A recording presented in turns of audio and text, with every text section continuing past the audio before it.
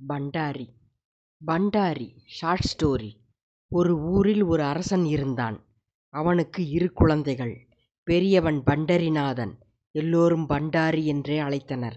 சிறியவள் சாஸ்வதா. எல்லோரும் அவளை சாட்சி என்றே அழைத்தனர். அதுபோலவே சாஸ்வதா எல்லா விஷயங்களுக்கும் சாட்சியாகவே இருந்தாள். அண்ணனுடன் சேர்ந்து விளையாடும்போது அவன் அரண்மனையில் இருந்த பறவைகள் போல் கத்திக் காட்டுவது போன்ற ரசிக்கத்தக்க குறும்புகள் செய்தாலும், பணிப்பெண்களை பயமுறுத்துவது போன்ற அதீத குறும்புகள் செய்தாலும் அவள் எல்லாவற்றையும் இரவு தன் தாயிடம் ஒன்றுவிடாமல் சொல்வாள். அதனால் அரண்மனையில் எல்லோரும் சாஸ்வதா வந்தாலே, எதையாவது பார்த்தால் கேட்டால் மகாராணியிடம் சொல்லிவிடுவாள் என பயந்து ஒழுங்காக இருந்தார்கள். பண்டரிநாதனும் சாஸ்வதாவும் மிகவும் பாசத்துடன் வளர்ந்தார்கள். அரசனுக்கு வயதாகி விட்டதால் ராணி பண்டரிநாதனுக்கு திருமண ஏற்பாடு செய்ய முயல, அவன் தடுத்து சாஸ்வதாவுக்கு முதலில், பிறகு எனக்கு பார்க்கலாம் என்று சொல்லிவிட்டதால் முதலில் சாஸ்வதாவுக்கு திருமணம் நடந்தது. பிறகுதான் அமைதியாக மகிழ்ச்சியாக இருந்த பண்டரிநாதன் குடும்பத்தில் புயல் வீசியது. சாஸ்வதாவின் கணவன் பேராசைக்காரனாக இருந்தான். அரச குடும்ப லட்சணங்கள் இன்றி எப்போதும் மாமனார் அரசுக்கு ஆசை கொண்டு நிறைய பொருளை சாஸ்வதாவை கடிந்து கொண்டு வரச் செய்தான். அதையும் சரியாக பயன்படுத்தாமல் ஊதாரியாக பிறருக்கு தானம் செய்தும் நண்பர்களுடன் சுற்றியும் அளித்தான். சாஸ்வதா எப்போதும் புத்திசாலியாக விவரமாக பேசுவதாக நினைத்து கொண்டு எதையாவது அப்பாவித்தனமாக கூறுவது, எப்போதும் பார்த்த கேட்ட விஷயங்களை ஞாபகம் வைத்து கொள்வது போன்று அரண்மனையின் அரச கிரீடம் போல் இருந்த தன் தங்கையின் நிலை எண்ணி வருந்தினான் பண்டாரி. தன்னையும் மிகவும் அவமதிப்பதும், பிறர் முன் சபையில் சரியான மரியாதை தராமல் அலட்சியப்படுத்துவதுமாக இருந்த சாஸ்வதாவின் கணவனை எண்ணி ஆத்திரமடைந்தாலும் தன் தங்கைக்காக பண்டாரி அமைதியாக இருந்தான். பண்டாரியின் தந்தை இறந்துவிட்டார். தாயார் துக்கமானாள். தாயாரின் துக்கத்துக்கு ஆறுதலாகவும் அவளை கவனித்து கொள்ளவும் பண்டாரி ஒரு நல்ல பெண்ணை மணந்து முடிசூட்டிக் கொண்டும் விட்டான். தன் தந்தை இறப்புக்கும் தன் திருமணத்துக்கும் அதன் பிறகு நடந்த முடிசூட்டு விழாவுக்கும் வந்திருந்த சாஸ்வதாவின் கணவன் பிறர் முன் கிண்டல் பேசியும் ஏளனமாகவும் அவதூறாகவும் பண்டரிநாதனை பேசியதும் வருந்தத்தக்க முறையில் நடந்து கொண்டதையும் பண்டாரி மிக்க வேதனையுடன் பொறுத்து கொண்டான்.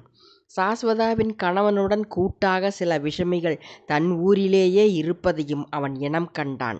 தன் தந்தை காலத்தில் மிகவும் தயவாக நடந்து கொண்ட பலர் இப்போது தன்னையே எதிர்க்க நேரடியாக வராமல் மறைமுகமாக சாஸ்வதாவின் கணவன் போன்றோரிடம் கைகோர்த்து கொண்டு ஒரு கூட்டமாக உருவாவதையும் பண்டாரி கவனித்தான். ஒரு கட்டத்தில் பண்டாரிக்கு எதிரான கூட்டம் தன் நம்பிக்கையான மக்கள் சிலரையே தனக்கு எதிராக கொடிபிடித்து ஆர்ப்பாட்டம் செய்ய தூண்டியதை நினைத்து வேதனையடைந்தான் பண்டாரி. போருக்கு வெறிகொண்ட பக்கத்து நாட்டு மன்னனை தூண்டிவிட்டு அவன் போருக்கு வந்தான். போரில் எவ்வளவோ முயன்றும் பண்டாரியால் வெல்ல முடியவில்லை. பண்டாரி தோற்றான். எதிரிகள் கை ஓங்கியது. பண்டாரியின் தாய் அதிர்ச்சியில் இறந்தாள். பண்டாரியின் நிலபுலன்கள் கைப்பற்றப்பட்டன. அரண்மனையையும் ஆங்காங்கே இடித்து குடியிருக்க முடியாதபடி செய்தார்கள். தன்னை சிறைப்பிடிக்க அரசனிடம் சிக்காமல் பண்டாரி தன் மனைவி குழந்தையுடன் ஊரை விட்டு வெளியேறினான். இவ்வளவு அட்டகாசத்துக்கும் மூலமாக விளங்கிய சாஸ்வதாவின் கணவனை சாஸ்வதா நம்பிக்கையான வீரர்களை அனுப்பி சிரச்சேதம் செய்தாள். அவனுடைய உறவினர்கள் அவளை பகைக்க அவளும் வெளியேறினாள். தேசம் இழந்த அண்ணன் தங்கை இருவரும் ஒரு வனத்தில் குடிபுகுந்து வாழ்ந்தனர். சாஸ்வதா அவனை வன அரசனாகச் சொல்ல அவன் மறுத்து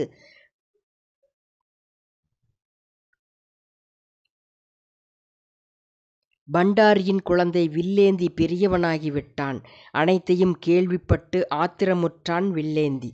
சாஸ்வதா அவனை வன அரசனாகச் சொல்ல அவன் மறுத்து வனப்படை திரட்டி தன் பூர்வீகத்துக்குச் சென்று எதிரிகளை அழித்தான். தன் அத்தையான சாஸ்வதாவின் கணவன் ராஜ்யத்தை அவளுக்கே மீட்டுத் தந்து ராணியாக்கினான். பூர்வீக ராஜ்யத்தை கைப்பற்றி தானே அரசனாகி வாழ்ந்தான். பண்டாரியின் தூரத்து உறவு தமக்கை முறையான ஒருத்தியும் அதில் எதிரி கூட்டத்தில் இருந்தாள். அவளே சாஸ்வதாவின் கணவனுக்கு தகவல் தருபவளாகவும் பண்டாரியின் தந்தை இறப்பதற்கு காரணமாகவும் இருந்தாள். அதையும் கண்டுபிடித்த வில்லேந்தி அந்த எதிரிகளாக இருந்து பின் துரோகிகளாக மாறிய அனைவரையும் சிறையிட்டான். அவன் ஊரில் வைத்திய குடும்பத்தில் இருந்தவர்கள் ஒரு வைத்தியசாலை வைத்திருந்தனர். அவர்களும் தனது தாத்தா இராஜாங்கத்துக்கு துரோகிகளே என்பதை கண்டறிந்த வில்லேந்தி அவர்களையும் அழித்தான். மாய மந்திரம் மை தயாரித்து ஊரை ஏமாற்றும் உறவுக்கார பெண்மணியை கண்டுபிடித்தான். அவள் வேறு ஒரு பெயரில் வாழ்ந்தாலும் அவளுடைய உண்மையான பெயர் நவரத்தனங்களில் ஒன்றாக இருந்ததையும் அறிந்தான். அவள் யட்சினியை வைத்துக்கொண்டு இறந்தவர்களின் ஆவியை பிடித்து கட்டுப்படுத்தி பயன்படுத்தி பிறருக்கு நல்லது கெட்டது செய்து கொடுத்து சம்பாதிப்பவளாயிருந்தாள். அவளையும் சிறைப்பிடித்த வில்லேந்தி அவள் வீட்டை தீயிட்டு எரித்தான். மண்டை ஓட்டு பூஜைகளும் அழுக்கு துணிகளும் பிறரின் நகங்களும் முடியும் மிகவும் அருவருப்பு தருகிற பொருட்கள் யாவும் எரிந்தன.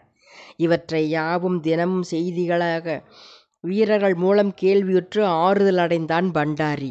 தான் செய்ய நினைத்து செய்ய இயலாமல் போன விஷயங்கள் தன் மகன் வில்லேந்தி செய்வதையும் எதிரிகள் அழிந்ததையும் கண்டு நிம்மதியாக கண்ணை மூடினான் பண்டாரி. ஒவ்வொரு காலகட்டத்திலும் வரலாற்றில் எதிரிகளை விட துரோகிகளே இராஜாங்கம் வீழ காரணமாக உள்ளனர். நம்மை அண்டும் உறவினர்களோ நண்பர்களோ தங்கள் பேராசையை வஞ்சகத்தின் மூலம் நிறைவேற்றிக் கொள்கிறார்கள். தனக்கு உரிமையில்லாத தான் விரும்பிய எதுவும் பெரிய இராஜாங்கமாயினும் அடைய முடியாவிட்டால் அழிவதே அவர்களுக்கு ஏதோ ஒரு சமாதானம் தருகிறது. இந்த நல்லது அல்லாத அவலச்சுவை விரும்பிகள் இருக்கும் வரை நல்ல குடும்ப உறவுகளும் நல்ல அரசும் கூட மிக்க உறுதிகாக்காவிடின் வீழ்ந்துபடுமே அல்லவா? பண்டாரி போன்ற நல்லவர்கள் வாழவே இந்த உலகம் விடாது. வில்லேந்தி போன்ற போராளிகளே நல்லதை நிலைநிறுத்துவர். தீமை செய்ய துணிச்சல் மிக்க கொண்டவர்கள் கூடும்போது அந்த பலவீனமான தன்னைத்தானே பலம் என்று கருதுகிற கயமைத்தனம் வலிமை என்று நினைத்து கொள்வதெல்லாம் பெரிய விஷமரமாகி நிற்க பயந்தவர்கள் பின்வாங்க, பண்டாரி போல் தவித்த நல்லவர்கள் பின்வாங்க, வில்லேந்தி போல் தீமை கூட்டம் போல 1000 மடங்கு ஒற்றை ஆளாக வலிமை கொண்டு கோடரியாக பிளக்க துணிபவர்களே விஷம் மரத்தை வேரோடு சாய்க்கத்தக்கவர். பண்டாரியின் அழகான குடும்பம் சிதைந்தது. இராஜாங்கம் கைவிட்டு போனது. அரண்மனை சிதிலமானது. அண்ணன் தங்கை உறவு கசந்தது. ஆனால் தெய்வம் வில்லேந்தி ரூபத்தில் அனைத்தையும் நிவர்த்தி செய்தது. முற்றும்.